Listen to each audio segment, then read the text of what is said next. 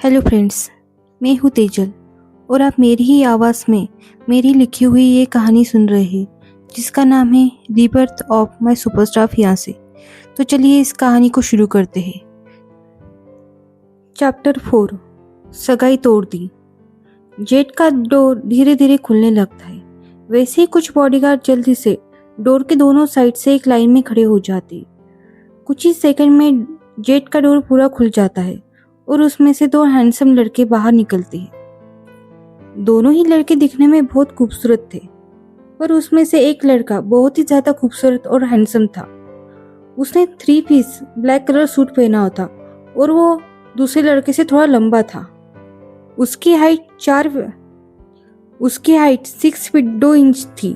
साथ में गोरा रंग होने की वजह से उसके चेहरे पे जो हल्की सी बियर्ड थी वो उस पर ज्यादा ही जच रही थी, पर हैंडसम होते हुए भी उसकी आंखों में जो ठंडापन था वो उसे बहुत क्रूअल दिखा रहा था, जिसे देखकर कोई भी इंसान पहली नजर में उसे डर सकता था। ये इंसान और कोई नहीं बल्कि एशिया का सबसे बड़ा बिजनेस टाइकून अभिष्ट सिंघानिया है। उसी के साथ चल रहा दूसरा लड़का अभिष्ट का छोटा भाई यहाँ सिंघानिया है। वो भी दिखने में बहुत हैंडसम है। उसकी हाइट 6 फीट है। गोरा रंग उस पे क्लीन बियर्ड, जिस वजह से उसका चेहरा चॉकलेट बॉय जैसा दिखता था। साथ में उसकी आंखें बहुत प्यारी थी और उनमें चंचल भाव नजर आ रहे थे, जिस वजह से उसकी पर्सनालिटी बहुत फ्रेंडली नजर आती थी। अभिष्ट और इहान दोनों ही जेट से नीचे आते हैं। तभी अभिष्ट का असिस्टेंट करण अभिष्ट के पास दौड़कर आते हुए कहता है, गुड मॉर्निंग सर, आज आपकी 12 बजे मिस्टर गुलाटी के साथ मीटिंग है। मीटिंग होने के बाद हमें दूसरे ब्रांच ऑफिस में विजिट के लिए जाना है। ये सब कहते हुए अभिष्ट का असिस्टेंट करण उसे एक एक करके आज का पूरा शेड्यूल बताने लगता है। शेड्यूल बताते हुए ही वो तीनों कार के पास पहुंच जाते हैं। बॉडीगार्ड कार का डोर ओपन करने ही वाला था कि तभी पूरा शेड्यूल बताने के बाद करण ने अभिष्ट से आगे कहा, और एक बात थी सर, आपका मोबाइल फ्लाइट में बंद था, इसलिए आपके दादाजी का कॉल मुझे बार बार आ रहा था। उनको आपसे कोई ज़रूरी बात करनी थी, इसलिए उन्होंने मुझे आपको ये बताने के लिए कहा है कि जैसे ही आपका जेट लैंड हो वैसे ही आपको उन्हें कॉल करना है। करण की ये बात सुनते ही अभिष्ट जो कार में बैठने जा ही रहा था वो अचानक रुक जाता है और करण की ओर देखता है। अभिष्ट को ऐसे रुककर अपनी ओर देखता देखकर करण समझ जाता है कि वो उसकी ओर क्यों देख रहा है। इसीलिए अभिष्ट के सवाल का जवाब देते हुए करण ने कहा, सर, वो कल रात मिस अद्विका का एक्सीडेंट हुआ है और वो अभी हॉस्पिटल में एडमिट है, तो शायद आपके दादाजी आपसे इसी बारे में बात करना चाहते हैं। करण कई सालों से अभिष्ट के लिए काम कर रहा था, इसलिए अभिष्ट और सिंघानिया परिवार को वो अच्छे से समझने लगा था। इसलिए जब अभिष्ट के दादाजी का कॉल उसे आया था तभी वो समझ गया था कि वो अभिष्ट से क्या बात करना चाहते हैं। वही करण की बात सुनकर अभिष्ट के चेहरे के एक्सप्रेशन बस कुछ सेकंड के लिए चेंज हुए, पर फिर से वो अपने पहले जैसे कोल्ड एक्सप्रेशन में आ गया और कार में जाकर बैठ गया। इहान ने भी करण की बात सुन ली थी, इसलिए उसके चेहरे के एक्सप्रेशन थोड़े नाराजगी में बदल जाते हैं और वो भी कार में अभिष्ट के साइड वाले सीट पर जाकर बैठ जाता है। उन दोनों के बैठने के बाद करण भी ड्राइवर के साइड में जाकर बैठता है और सभी कार एयरपोर्ट से एक लाइन में बाहर निकल जाती है। अभिष्ट को कार में बैठे हुए 5 मिनट हो चुके थे, पर उसने अभी तक अपने दादाजी को कॉल नहीं लगाया था। वो अपने मोबाइल पर ईमेल चेक करने में बिजी था। वही अभिष्ट को अभी भी कॉल न करता देखकर करण और इहान समझ चुके थे कि अभी अभिष्ट अद्विका के बारे में अपने दादाजी से फिलहाल कोई भी बात करना नहीं चाहता है। इसीलिए उन दोनों ने भी दादाजी को कॉल लगाने के बारे में उससे कुछ भी बात नहीं की। वो दोनों चुपचाप वैसे ही बैठे रहे। तभी अचानक कार में फैली खामोशी को तोड़ते हुए करण का मोबाइल बजने लगता है। करण मोबाइल निकालकर कॉलर आईडी देखता है तो उस पर यशराज सिंघानिया नाम दिखाई दे रहा था। उस नाम को देखकर करण थोड़ा डर जाता है और पीछे देखकर अभिष्ट से कहता है, सर, आपके दादाजी का कॉल आ रहा है। करण की बात सुनकर अभिष ने गहरी सांस ली और करण से कहा, कॉल उठा लो। अभिष्ट की बात सुनकर करण ने जल्दी से कॉल को उठाया और कॉल को स्पीकर पर डालते हुए यशराज से कहा, गुड मॉर्निंग सर। करण ने इतना कहा ही था कि तभी फोन की दूसरी ओर से गुस्से में एक बूढ़ी आवाज आती है, तुम्हारा गुड मॉर्निंग तुम्हारे पास ही रखो और मोबाइल अभिष्ट के पास दो। उस गुस्से भरी बूढ़ी आवाज को यानी कि यशराज की आवाज को सुनकर करण उनसे कुछ कहने ही वाला था कि तभी यशराज ने आगे कहा, मुझे तुम्हारे कोई भी बहाने नहीं सुनने हैं।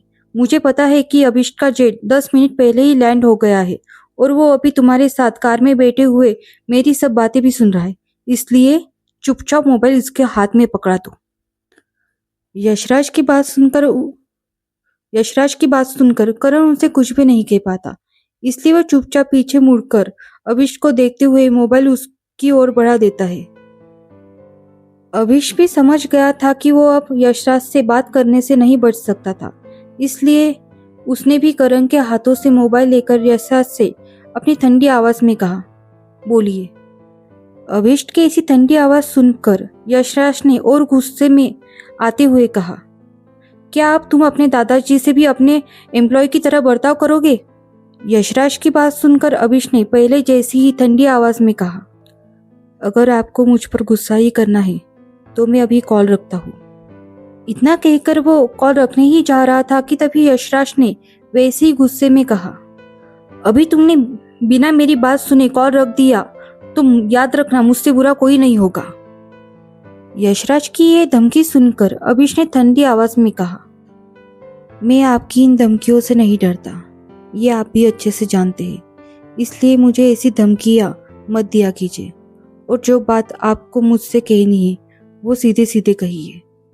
अभिष्ट की ऐसी बात सुनकर कॉल की दूसरी ओर यशराज को गुस्सा तो बहुत आ रहा था, पर वो अभी अपना गुस्सा नहीं दिखा सकते थे, इसलिए उन्होंने अभिष्ट से कहा, ठीक है, तो मैं घुमा फिरा के बात नहीं करूंगा। इतना कहकर वो एक गहरी सांस लेकर अपना गुस्सा शांत करते हैं और फिर अभिष्ट से आगे कहते हैं, कल रात अद्विका का एक्सीडेंट हुआ है और वो अभी हॉस्पिटल में एडमिट है। यशराज की ये बात सुनकर अभिष्ट ने कहा, उसका एक्सीडेंट हुआ है तो मैं क्या करूं? अभिष्ट की ऐसी बात सुनकर यशराज अपना गुस्सा कंट्रोल नहीं कर पाते और फोन पर चिल्लाते हुए कहते हैं, बेवकूफ लड़के, क्या तुम्हारे सीने में दिल नहीं है? आज उस बेचारी लड़की की ऐसी हालत सिर्फ और सिर्फ तुम्हारी वजह से हुई है। अगर तुम उससे अपनी सगाई ना तोड़ते तो वो बेचारी लड़की डिप्रेशन में ना जाती और ना ही उसका आज इस तरह एक्सीडेंट होता। इसलिए मुझे आगे कुछ भी नहीं सुनना है, तुम्हें अद्विका से मिलने हॉस्पिटल जाना ही होगा। अपने दादाजी की पूरी बात सुनकर अभिष्ट के माथे पर सिरवटें पड़ जाती है और उसने उसी सिरवटे के साथ अपने दादाजी से कहा, मैं उससे मिलने नहीं जाने वाला, और वैसे भी आप लोगों ने बिना मेरी मर्जी के उस लड़की से मेरी सगाई पक्की की थी, इसलिए मैंने भी मेरी मर्जी से वो सगाई तोड़ दी। अब उस लड़की के डिप्रेशन में जाने की और उसके एक्सीडेंट होने में आप मुझे कसूरवार नहीं ठहरा सकते। अभिष्ट की ऐसी बातें सुनकर यशराज समझ जाते हैं कि वो ऐसे नहीं मानने वाला, इसलिए उन्होंने अपना ब्रह्मास्त्र निकालते हुए कहा, ठीक है, तुम उससे मिलने मत जाओ, मैं भी आज से अपनी सभी दवाइयाँ लेना बंद कर दूंगा, और अगर दवाइयाँ बंद करने की वजह से मुझे कुछ भी हो गया तो इसके जिम्मेदार तुम होंगे। यशराज की ये बात सुनकर अब अभिष्ट इरिटेट हो जाता है। भले ही वो अपने दादाजी से हमेशा झगड़ा करता था, उनके खिलाफ जाकर काम करता था, उनकी कोई भी बात नहीं सुनता था, पर वो अपने दादाजी से बहुत प्यार करता था और इसी का फायदा उठाते हुए हमेशा यशराज दवाइयाँ ना खाने की और अपने सेहत का ख्याल ना रखने की धमकी दिया करते थे, जिसके सामने अभिष्ट झुक ही जाता था और उनकी ये बात को ना चाहते हुए भी मान लेता था। और आज भी वैसे ही हो रहा है। यशराज ने उसे दवाइयाँ ना खाने की धमकी दी थी, जिस वजह से अब ना चाहते हुए भी उसे अपने दादाजी की बात माननी ही होगी, ये वो समझ चुका था। इसलिए गहरी सांस लेते हुए उसने यशराज से कहा, ठीक है, मैं जाऊंगा उससे मिलने। अभिष्ट को हाँ कहता देखकर यशराज कुछ खुश हो जाते हैं और उन्होंने उसी खुशी के साथ अभिष्ट से कहा, ठीक है, तो अभी के अभी अद्विका से मिलने जाओ और उससे अच्छे से बात करना। और हाँ, तुम्हारे पास जो बेवकूफ ईहान बेटा है उसे भी साथ लेकर जाना। ईहान, जो चुपचाप अपने दादाजी और अपने बड़े भाई की बहस सुन रहा था, वो अचानक अपने दादाजी के मुंह से अपने लिए बेवकूफ शब्द सुनकर गुस्से में आ जाता है और चिल्लाते हुए कहता है, दादाजी मैं बेवकूफ नहीं हूँ, और हाँ, मैं उस अद्विका से मिलने बिल्कुल नहीं जाने वाला। ईहान की ऐसी बात सुनकर यशराज ने गुस्से में उसे डांटते हुए कहा, तू क्या, तेरा बाप भी अद्विका से मिलने हॉस्पिटल जाएगा? और हाँ, हॉस्पिटल जाके अद्विका से अच्छे से बात करना और अपना घमंड अपने जेब में रखना।